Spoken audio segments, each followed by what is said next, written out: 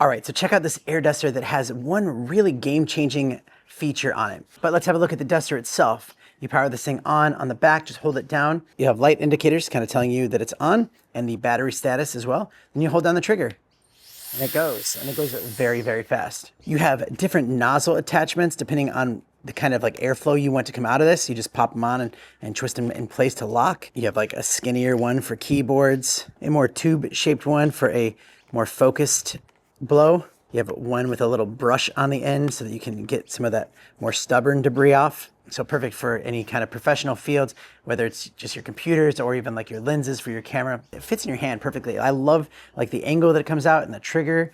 Now another cool thing is you could turn this thing off and then you could just double tap it.